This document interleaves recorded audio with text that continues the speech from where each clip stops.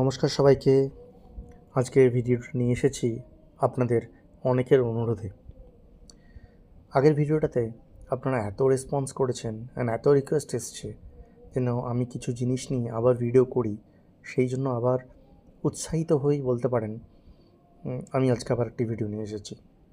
দেখুন, ইউটিউব তো আমার রুটি রুজির ব্যাপার নেই, সেই জন্য টাইমও পায় না এডিট করার।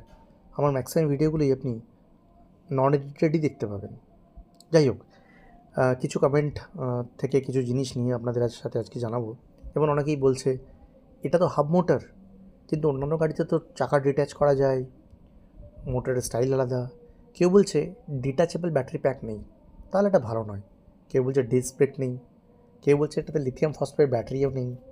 আর সবথেকে ফানি কমেন্ট পেয়েছি, আমাকে একজন লিখে পাঠিয়েছেন আমাকে নাকি টিভিএস পয়সা দিয়েছে এটা প্রমোট করার জন্য। কি বলবো, লোকের মতামত লোকে জানাতেই পারেন। যাই হোক, এবার পয়েন্টে আসি। দেখুন, গাড়ি কেনা বা গাড়ি নেওয়া সবার নিজের চয়েসের উপর ডিপেন্ড করে।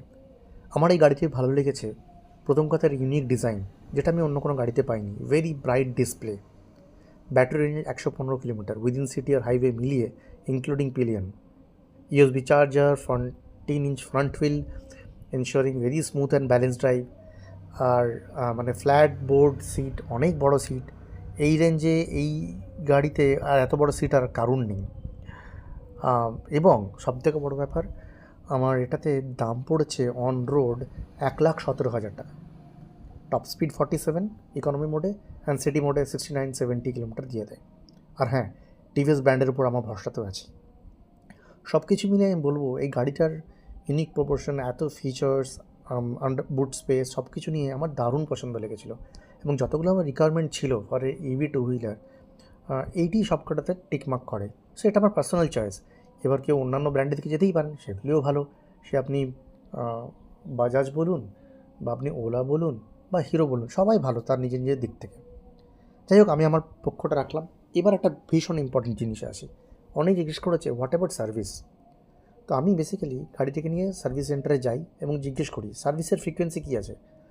টিভিএস থেকে বলা হয় ইলেকট্রিক টু হুইলারে কোনো সার্ভিসের এরকম কোনো ফিক্সড ফ্রিকোয়েন্সি নেই। তারা আমাকে সার্ভিস বুকও পর্যন্ত দেয়নি। বলে যে 6 মাস পর এসে জাস্ট একবার দেখিয়ে নেবেন, আর মাঝে যদি কোনো সমস্যা হয় তাহলে অবশ্যই আমরা আছি।